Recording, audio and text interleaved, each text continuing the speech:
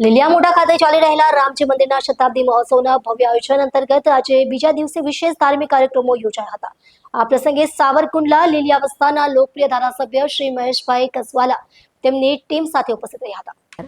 ધારાસભ્ય શ્રી મહેશભાઈ કસવાલાએ રામજી મંદિર ખાતે યોજાઈ રહેલા મહાયજ્ઞના યજ્ઞ કુંડના દર્શન કર્યા તેમજ ભગવાન શ્રી રામના દર્શન કરી આશીર્વાદ મેળવ્યા હતા। ત્યારબાદ તેમણે ઉપસ્થિત ગ્રામજનો, શ્રદ્ધાળુઓ તથા આયોજક સમિતિના સભ્યો સાથે આત્મીય મુલાકાત કરી અને શુભેચ્છાઓ પાઠવી હતી। લોકોમાં સદાય જોડાયેલા અને જનસેવામાં આગવી ઓળખ ધરાવતા ધારાસભ્ય શ્રી મહેશભાઈ કસવાલા પોતાને કાર્યાલયથી મોટરસાયકલ ઉપર સવાર થઈ રામજી મંદિર પહોંચ્યા હતા, જે તેમની સાદગી અને જનતા પ્રત્યેની નજીકતા દર્શાવે છે। લોકોના લાડીલા નેતા તરીકે ઓળખાતા શ્રી કસવાલાએ સૌ સાથે અનૌપચારિક વાર્તાલાપ કરી કાર્યક્રમની સફળતા માટે શુભકામનાઓ પાઠવી હતી। આ શતાબ્દી મહોત્સવ અંતર્ગત ગામમાં ભક્તિપૂર્ણ માહોલ જોવા મળ્યો હતો અને મોટી સંખ્યામાં શ્રદ્ધાળુઓએ કાર્યક્રમોમાં ભાગ લીધો હતો। કેમેરામેન સાથે રિપોર્ટર દીપકભાઈ ભટ્ટ।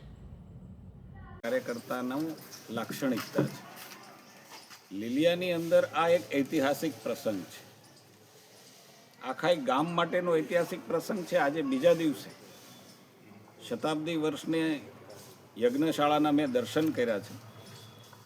અમારા માટે સૌભાગ્ય એ છે કે વતનના પ્રેમીઓ પણ આજે ખૂબ અમદાવાદ અને સુરતથી સ્પેશિયલો વાહનો બાંધી અને આજે અહીં આવ્યા છે।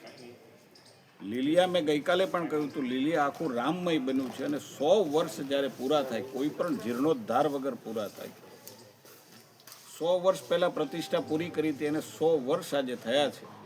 હું એમ માનું છું કે લીલિયા માટે આ સ્વર્ણિમ અવસર છે। એક નવો ઇતિહાસ લીલિયાએ લખ્યો છે। લીલિયા છે એ આજે આધ્યાત્મમય બન્યું છે।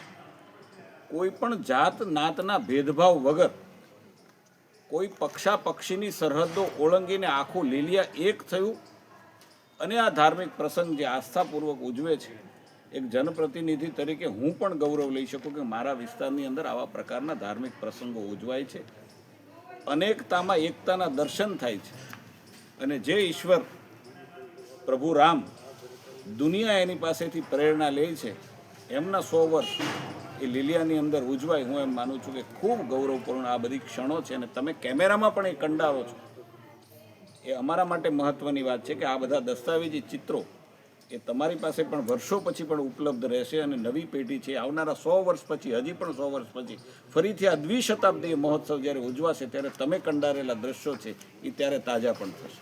મહેશભાઈ, રામજી મંદિર સાથેના અન્ય એવા લીલિયાની અંદર જે ઉપયોગી જેમ કે પુસ્તકાલય છે, પાઠશાળા છે, એમાં અમારે મોહનલાલ ગોપાલજી દવેનો પણ ઉલ્લેખ થાય છે, શું કહેશો? આવા અનેક દધીચીઓ જેને બીજી ભાષામાં ઋષિ મુનિઓ કહીએ છીએ, એવા દધીચીઓએ પોતાનું યોગદાન આપ્યું છે। મને એ આનંદ છે કે આજે તમારું જે મુખ્ય બેનર છે એમાં પૂજ્યશ્રીનો ફોટો તમે મૂકીને એક જૂનું સ્મરણ છે એને નવી પેઢીને યાદ કરાવવા માટેનો શ્રેષ્ઠ પ્રયાસ કર્યો છે। અનેક સંસ્થાઓ, અહીંયાની ગૌશાળા હોય, પુસ્તકાલય હોય, આપણું રામજી મંદિર હોય, અનેક શાળાઓ જે છે એનું સંભાળણું આજે આ અવસરને કારણે તાજું થયું છે અને આ મળેલી આપણી વિરાસત છે એ પુનઃજીવિત થવા માટેના આ એમ માનું છું કે આ નવો એક પાયો નાખ્યો છે, એક શરૂઆત કરી છે એવું મને લાગે છે ને આના કારણે ઘણું બધું આગળ કામ સારું વધશે પણ ખરું। ધાર્મિક દ્રષ્ટિએ પણ વધશે, સેવાકીય દ્રષ્ટિએ પણ વધશે અને સંસ્થાકીય દ્રષ્ટિએ પણ વધશે।